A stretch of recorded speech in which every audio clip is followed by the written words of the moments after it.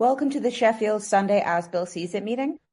This is a main share meeting, and today it is with great pleasure and much gratitude that we welcome Rory M from Las Vegas, who's come to share for about 40 minutes, after which we will open up for general sharing or if you'd like to ask a question. Thank you, Rory. It is wonderful to have you here, and the floor is yours. Thank you guys for having me. My name is Rory McShane. I'm alcoholic. I'm sober since June 5th, 2010. I have a home group, the Connect the Dots group in Las Vegas, Nevada. And we have in our group, before someone speaks, we really like to be a supportive group and stuff like that. And we say to each other, don't embarrass the home group. So I'm going to do my best today to not embarrass my home group. I have a service commitment. I have a sponsor, Bob D. He knows he's my sponsor. You could argue Bob is painfully aware he's my sponsor, and I sponsor a lot of men in Alcoholics Anonymous. I hope you guys can hear me okay. I'm from and live in Las Vegas, Nevada. However, I'm currently at the Best Western Hotel in Roseville, California. My son's out here for a karate tournament, and I was speaking over in Marin last night. So if we start to lose some internet connectivity here or some audio, I'll do the interpretive dance portion of my talk, and we'll get through this thing together. I was flipping around as Bill sees it, trying to think about what to read, and anything that talks about ego reduction, I kind of have a natural I don't want to hear about ego reduction. That's not something that's interesting to me. I want to take hope maybe or promises, but ego reduction is not something that sits with me naturally. But God, do I need it? Carl Jung at one point said, if it wasn't for the ego, we wouldn't even need Alcoholics Anonymous. And I think there might be some truth to that. Once I know that I have this physical allergy, right? Once I know that once I start drinking, I can't stop. And I know that, when I stop, I can't stay stopped. And my only solution to do that is through a spiritual power greater than myself. Why do I need Alcoholics Anonymous? And my sponsor likes to say, and I think this is true, that there's a magical moment in Alcoholics Anonymous, right? And that moment happens normally right after I get sober. And that's that moment of complete willingness that I don't want to die and I'll do anything that you ask me to do. My first position in Alcoholics Anonymous was butt man. I picked up the cigarette butts, on the ground, on the floor, the parking lot after the Friday night meeting. And, had you told me that my first position was going to be, naked floor cleaner with a toothbrush, I would have happily done it if you told me that that's what I needed to do, right? And I'm sorry to give everyone that visual, especially those of you in America, because it's really early over here. So sorry for starting off your morning that way. But the problem is because when I'm newly sober, I'm obviously alcoholic, right? And I feel alcoholic and I know that I'm going to die. But the problem is my life starts to put itself back together. Once I get that first job, I'm just a little bit less alcoholic with the job, right? And then when you get that apartment, even a little bit less alcoholic. And then you get the girlfriend, right? And now you got a job, a girlfriend, and an apartment. I mean, you're maybe 50% alcoholic at that point, right? But then you buy a house, and the problem is the more and more my life begins to come together as a result of the program of Alcoholics Anonymous, the less and less I feel like I need this, right? Because the ego, that soft voice, is always working on me to pull me away from here slowly. And I think that everything we do in Alcoholics Anonymous, the sponsorship, the fellowship, the H&I commitments, the detox commitments, what it's all designed to do is it's designed to keep me as close as it can to that moment of surrender. And I can never repeat that moment of surrender, but through a consistent and persistent commitment to the actions of Alcoholics Anonymous, I can stay in the zip code of that moment, right? I can stay in the area of that moment of surrender. And that's truthfully, I think that moment of surrender is what prevents a lot of us from getting sober. That moment of ego reduction at depth, and it almost did that for me. My sobriety date's June the 5th of 2010, and I hated my first month in Alcoholics Anonymous. I mean, it seemed awful. And I mean, I remember going to meetings and because when you're new, everyone's so flippin' grateful for everything, and they're all smiley and they're happy to see each other like you guys were this morning. And I'm just sitting there not trying to not shake the coffee out of my hand and bum a cigarette off somebody and catch a glimpse of the new girl. And and you guys keep talking about God and how last week you lived under a bridge, but now through the golden stairs of AA, you're vice president of the bank, and you're right. I just want to punch those guys, and everyone's talking about how much they love AA, and AA is the center of their lives, and they go to a meeting every day, and on the weekends they go to the AA potluck, and then they go to take the meeting into the treatment center, and and I'm just sitting there thinking, what a bunch of losers, man. Like, clearly these guys have nothing to do. I driving away from those meetings thinking, like, man, these guys must be the most boring people on the face of the world. Their whole life is AA. What a bunch of losers. As I'm driving to go live in my mother's basement in my truck that doesn't have brakes on it, right? I'm with my pack of basic cigarettes, which are in the United States the cheapest. They're probably not anymore, but at the time they were like $1.99 a pack, the cheapest cigarette you can buy. I don't even think it was tobacco in those cigarettes. I think it was like little wood shavings or something. And so this ego is telling me that even though I'm, there's saying alcoholics are the only people who can, from lying down in the gutter, somehow also look down on you at the same time, right? And that's me. I'm the guy who's living in mom's basement, and I've got no job, and I've got nowhere to go, and I'm absolutely out of options.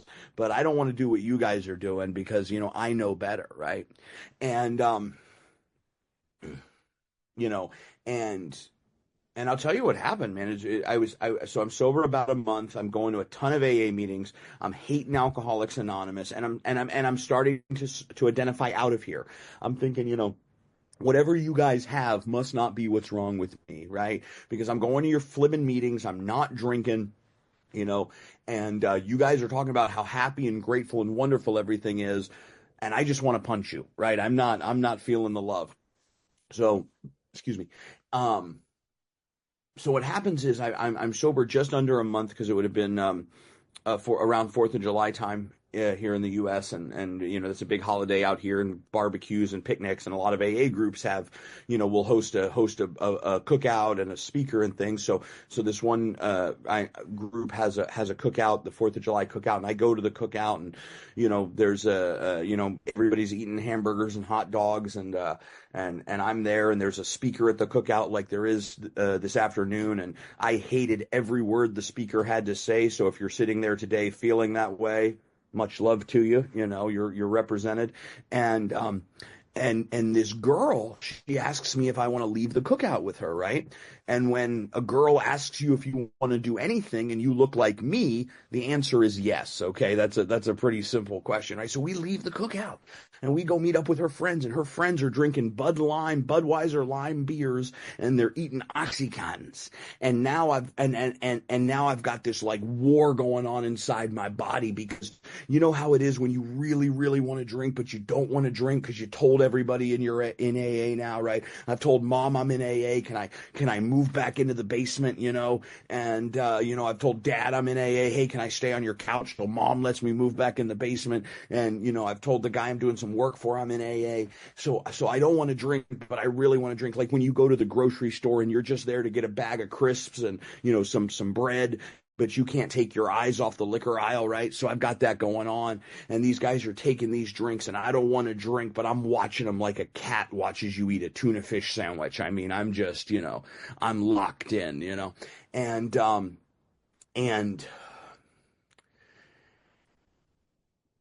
and I knew in that moment that if something didn't change, I wasn't going to stay here in Alcoholics Anonymous very long. It wasn't going to work for me. And it was, and Alcoholics Anonymous, when I came to Alcoholics Anonymous, it wasn't my first time trying to get sober. I went to my first treatment center at 16 years old. I did the most important thing you can do at your first treatment center. I got a treatment center girlfriend. And I was speaking in a meeting in California last night, and there were a bunch of people there with their treatment center girlfriends, and it was great. I was like, You guys can be the ones who make it, man. True love. And, you know, and then I tried to get sober in a church, for a while. And I knew in that moment that if something didn't change quickly, this AA thing was going to be just like that, you know? And, and, I'd heard people around the rooms talk about stuff like sponsorship. Get a sponsor. Who's your sponsor? And, you know, and there's a lot of problems with sponsor for me, right? Sponsors don't understand true love. That's one of the issues, right? When you try to explain to that sponsor that our hearts connected and our eyes met just as she was getting in the van to go to the detox center, you know, they don't believe in that.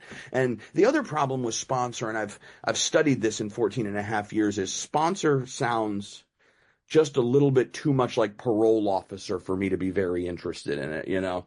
And, but as you know, God or fate or the universe or however you want to ascribe it, I was standing outside a meeting on Duke of Gloucester Street in Annapolis, Maryland, the next night, and you know I don't want to be there, and I'm mean mugging everybody, smoking my cigarette, and this guy comes up to me. His name was Kelson B. He's passed on now, and he asked me, he said, "Do you have a home group?" "No, I don't have a home group." "Do you have a service position?" "No, I don't have a service position." "Do you have a sponsor?" "No, I don't have a sponsor."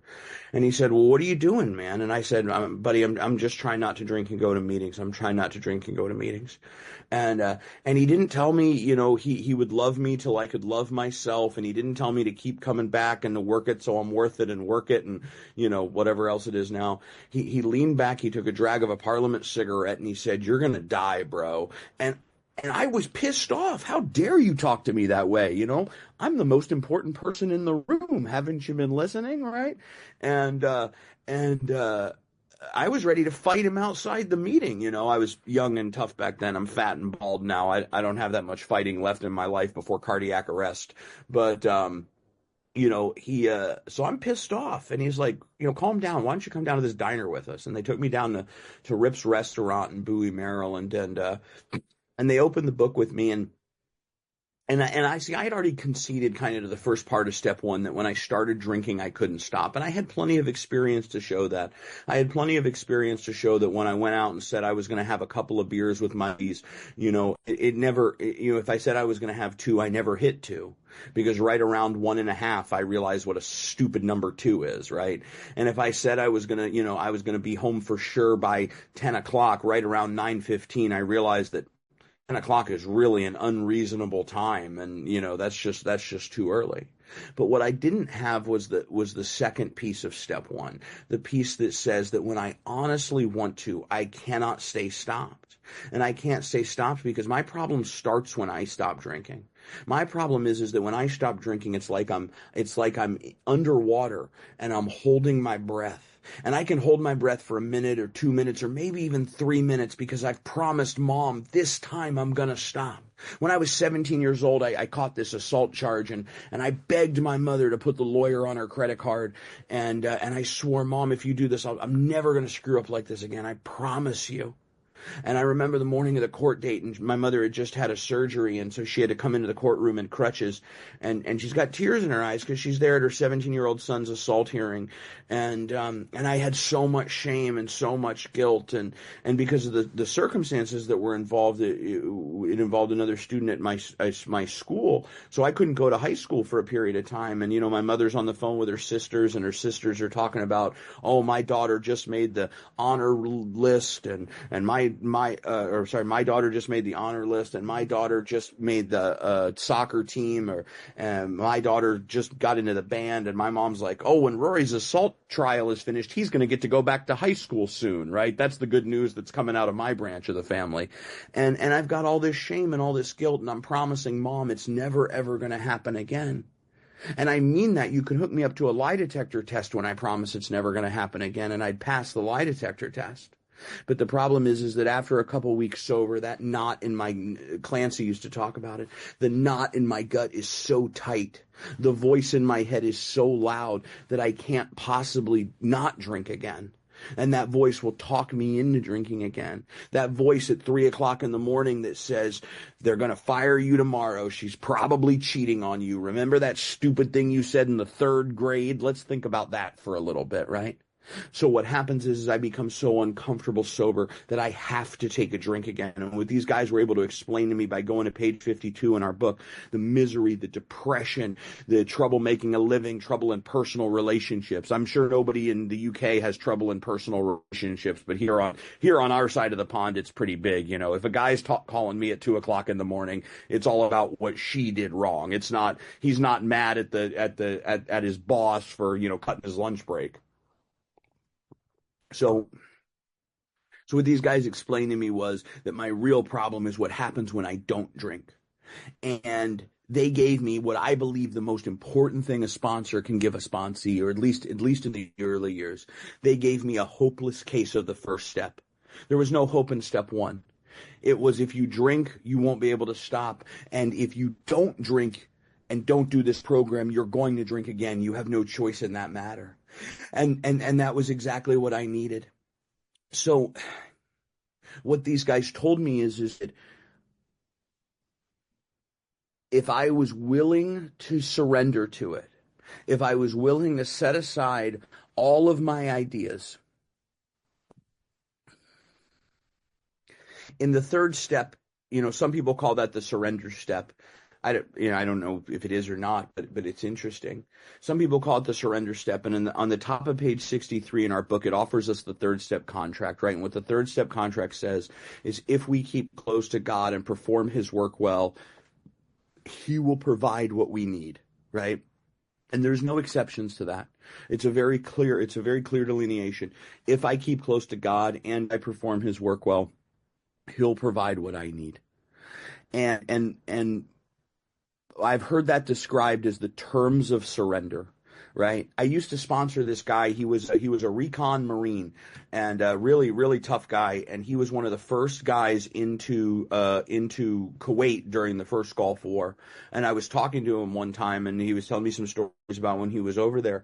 And I asked him, when the Iraqi army surrendered, I said, what would have happened if they surrendered, but you found them hiding a weapon, a gun or a knife or something in their uniform, in their boot? And he said, we would have shot them. And I said, really? You wouldn't give them a second chance or a warning or a trial or anything like that? And he said, no. He said, the rules of war say that would not be a legal surrender, that a surrender is to lay down all of your weapons and do whatever you're told. And I said, well, why would anyone do that? And he kind of chuckled, and he said, because if they didn't, they were going to die, right? And I think that's the surrender that I have on page 63. I don't know that Alcoholics Anonymous is going to work when I get here. I don't know that this thing is going to work. And the truth is, I didn't believe it was going to work either. When I looked up on the wall and I see these steps and God and admit, admit my wrongs and make amends. I mean, I thought they were the stupidest thing I'd ever seen. I've got real problems. I've got nowhere to live problems. I got no money problems. I got legal problems. Lord knows I got girlfriend problems, right? And you guys are telling me about how God and inventory and amends and picking up cigarette butts is going to fix this. Like, it felt like an insult to my intellectual integrity. And, it was later pointed out that I am not intellectual and I have no integrity, right? So that wasn't that much of a, if you guys haven't been able to grasp that already, so what I'm surrendering to is I'm surrendering to the fact that I'm going to do whatever I'm told, and because the alternative is I'm going to die, right? And I don't know, there was something that happened that I was willing to get on board with that. For the first time in my life, I was willing to take actions that I didn't believe in because I saw that they worked in other people. Those guys, they took me out to all the men in that home group went out to the beach at the Atlantic Ocean every summer, and they took me with them about maybe a week after I joined their group. And I couldn't afford to go. I was 6 weeks sober, 5 weeks sober. I didn't have any money for any kind of going to the beach or anything like this. But they took me with them. They said, just be at the parking lot and you'll sleep on the couch and we'll ride you out there and we'll figure it out, And they took me with them. And while I was out there, What happened was I saw God. I saw God through you, and that's even today. That's how I most experience God. I go to a lot of meetings because I experience God through you more than anything else. And I saw the effects of Alcoholics Anonymous. I saw the effects of a God, of a program that I didn't even believe in. Because I knew these people drank like me, and more importantly than that they drank like me, I knew that they felt like me when they weren't drinking. But they were out there, and we're throwing the football on the beach, and we're going to meetings, we're going to eat at restaurants, and we're swimming in the ocean, and everyone's laughing and having a good time. And these guys are talking about having lives. They're talking about getting promotions at work, and two of the guys were starting a business together, and they're talking about having kids. And I mean, having kids the right way, where you like plan on it, not the way I have kids, where someone calls you and says I'm pregnant, and you say, who's this? And that kind of deal. So these guys are talking about putting their lives together. And I'm amazed. See, I saw the effect of God before I saw God. God for me is a lot like gravity. I've never seen gravity. I barely graduated from high school. I can't explain to you how gravity works. But I know if I were to take the Best Western coffee cup, and even though I cannot see gravity, right? And for me, that was how Alcoholics Anonymous worked. I could see the effect of Alcoholics Anonymous, even though I couldn't explain to you how it worked. And so this process, for the first time in my life, created this willingness to do something that I didn't believe in because somebody else said to do it. And ultimately, what it talks about at the bottom of that page, what I believe is that I don't think that Bill's spiritual experience was the white light or his awakening. I don't think his spiritual awakening was the white light moment he had in the room when the wind blew through the room. Because if you read William James' Varieties of the Spiritual Experience, which was one of the books that heavily contributed to the Big Book, one of the things that William James noted two things in Varieties of the Spiritual Experience. He'd interviewed hundreds of people that had spiritual awakenings, right? And or spiritual experiences, and he noted two common factors among them. The first common factor was no one ever seemed to have these spiritual experiences while they were doing well, right? No one went out to Las Vegas, hit the Mega Millions jackpot, married a showgirl, and then said, "Now I'd like to find God too," right? That was never the case. It was always at the bottom, always when there was no other hope, when there was no other way to turn. I guess I'll try God. But the second thing that James noted in Varieties of the Religious Experiences, he noticed that the vast majority of people who had these experiences over a period of time went back to the same behavior and the same lifestyle they did before. That over a period of time, the spiritual experience eroded and there was no permanent transformation. And that's me, right? I'm the guy who went to the church and said I was going to totally give myself to the church and God and all this if it would keep me from drinking, and it might have lasted 3 months. Right? And if we look around the rooms of Alcoholics Anonymous, how many people do we know and how many people have we seen who at one time were great members of Alcoholics Anonymous, and they were doing the deal and they were going through the steps, and they slowly over a period of time walked out of Alcoholics Anonymous and went back out? I think that Bill's spiritual awakening was the next morning when he talks to William Silkworth, and he says to William Silkworth, I have to be allowed to talk to and help these patients. That is the only thing that's going to keep me alive. I think the spiritual awakening is the first moment in which I realize my very survival, my very life depends on the constant thought of others and how I can meet their needs.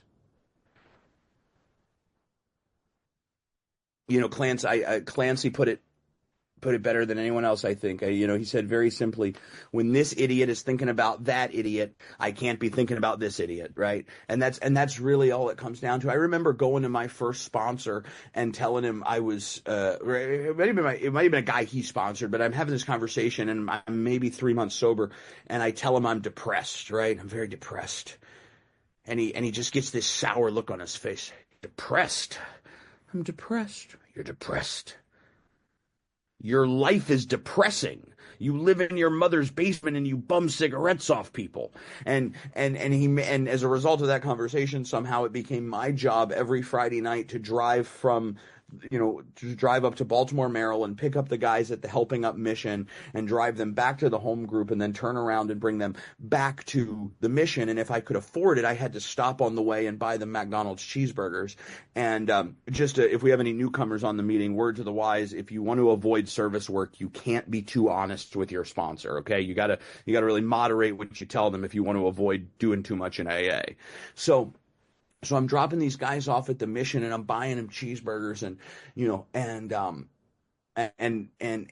they get out of my car and they go in the facility and I'm driving to my apartment and I have this feeling. See, every time I would get a little period of sobriety and then I would drink again, right around that second drink, I would have this feeling of like I was finally coming up for air. Right? Like the knot in the pit of my gut was just starting to unwind. Like somebody took a screwdriver and screwed open the steam valve on my brain and the pressure was just being let out. And when those guys would get out of my car at the mission, I noticed that I had that same feeling, that the spring in my gut would just unwind just a little bit and I could breathe easier again. See, Alcoholics Anonymous creates slowly what alcohol creates quickly, I believe. But but my ego has to be reduced enough to do it because I have to be willing to take direction to do that because my mind never thinks that's the answer. I've never once in 14 and a half years of sobriety had a situation going on in business or in my relationship or with my children and thought, you know what the answer is? The answer is to go to the detox tonight. But inevitably, I think it always is. When I was 6 years sober, I had been dating a gal and she had gotten pregnant and had our son and she relapsed on opiates and I had started to engage in a custody battle for my son and my life's not going well at this point. I had to, I relocated back to the state that they lived in, and I had to leave the best job I'd ever had at that time, and I'm totally broke because I'm spending all my money on this custody battle, and I couldn't even afford an apartment. I was staying, I'd had some decent apartments before that, and I'm staying with a buddy of mine in AA at his house because I couldn't afford an apartment. I'm driving around Las Vegas in a car that didn't even have air conditioning. I mean, I don't know if you know Vegas, but it gets to about 115 in the summer. And everything in my life is going wrong, and I'm doing everything I can just to get custody of this kid so he could grow up in a sober environment. And there was a day where I'd gotten served some papers in that legal deal where it looked like for a time I wasn't going to be able to have custody of my son. And I get these papers and I start coming unglued and I'm sitting in my car and I'm crying and I'm punching the steering wheel and I'm just like, I can't handle this. This is too much. And everything in me wants to go home and think about it, right? But see, I'd made a commitment to pick up these 3 guys at the Salvation Army that day and take them to a meeting at the KCB Club. And luckily, my feet have been trained here in Alcoholics Anonymous. And so I go down to the Salvation Army and I pick up these guys at the deal, and they get into my car. And the one guy is really struggling, and he starts getting emotional. He'd just gotten out of prison, and I asked him what was wrong, and he had said he didn't think he was going to be able to see his daughter again. He hadn't seen her in some years. And I start talking to him about that, and little by slowly, the knot in my gut starts to unwind, and the volume in my head and the volume of those emotions start to turn down. And the beauty of Alcoholics Anonymous is that through a consistent and persistent commitment to those sort of actions, it's 8 years later, and both me and that guy, we both have full custody of those children today. See, that's the beauty and the problem. My ego tells me that I know what I need. My ego tells me that I know what is best for my own life. In chapter 5, there's a part that talks about I'm a victim of the delusion that I can wrest satisfaction and happiness out of life if only I manage well, right?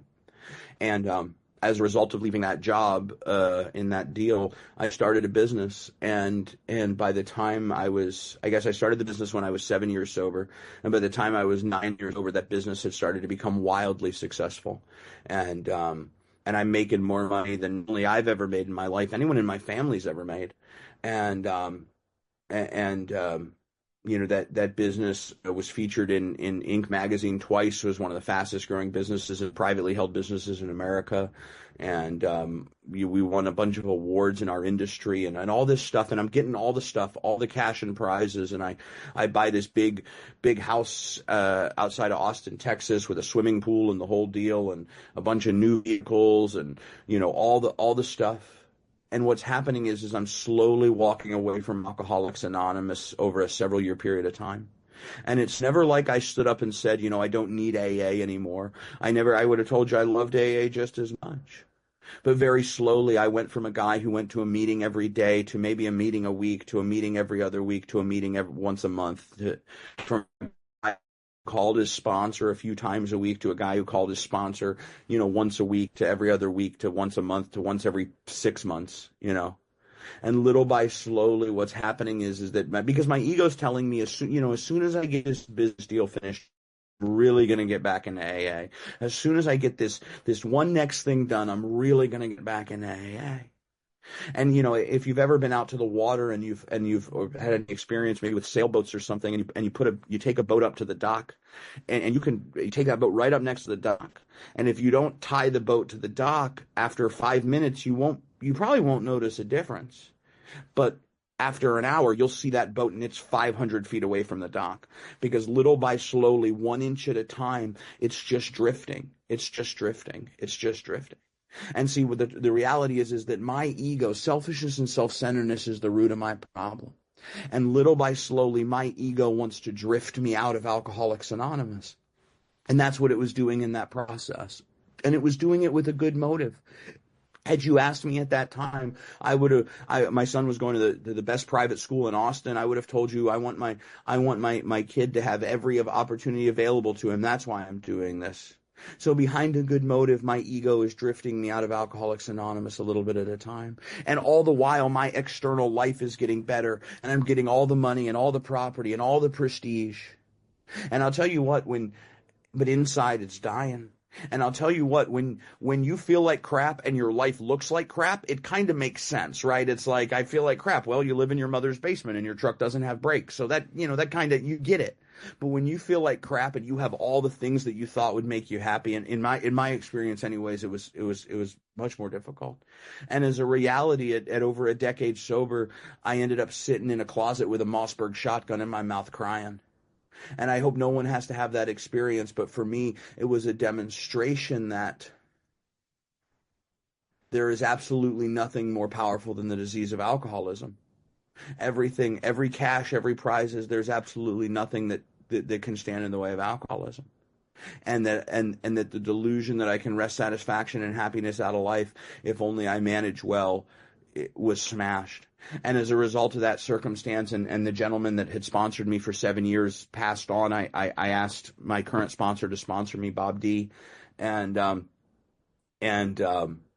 remember it was a couple of weeks after my sponsor had passed, and I ended up at his house in Las Vegas at a book study, and he had known my previous sponsor, Charlie, and he had come up to me and asked who was, had expressed his condolences and asked who was going to sponsor me now that Charlie had passed on. And I tell him some nonsense about how I'm going to interview people for the honor of sponsoring me or something like that.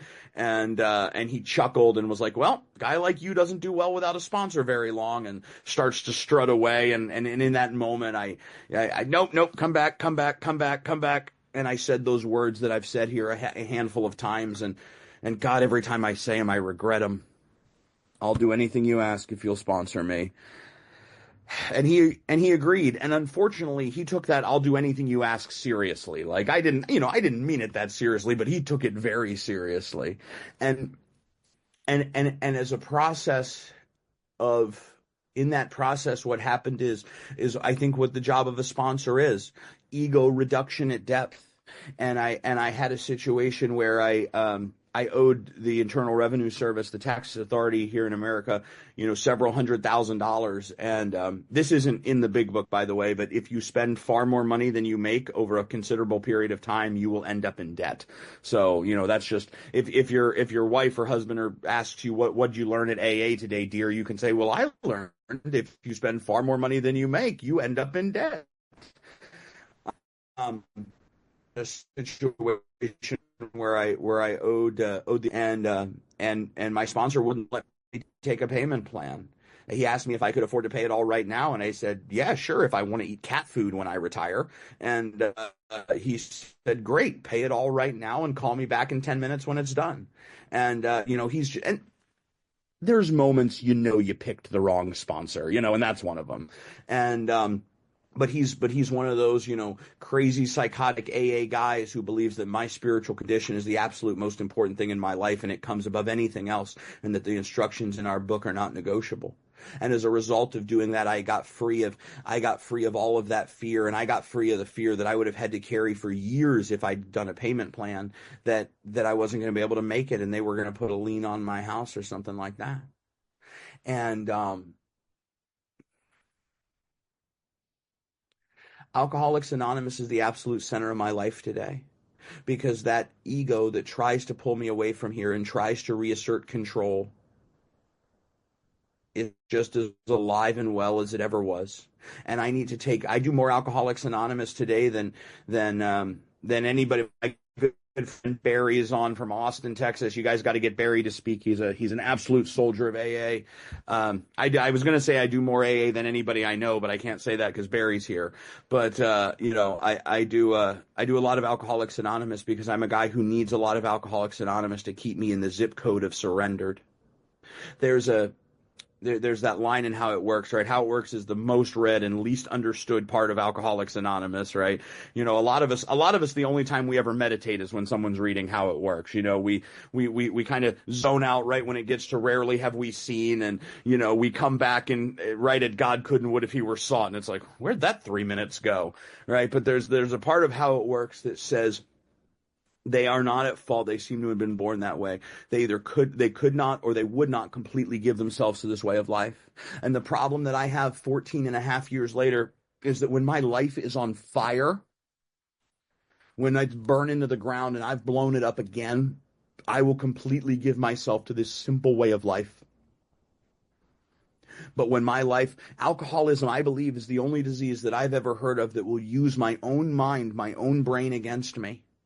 But when my life has come back together a little bit through the program of Alcoholics Anonymous, all of a sudden I'm not as willing to completely give myself to this simple program, because that little voice in my head will say, AA is important, Rory, but you got to make some money first.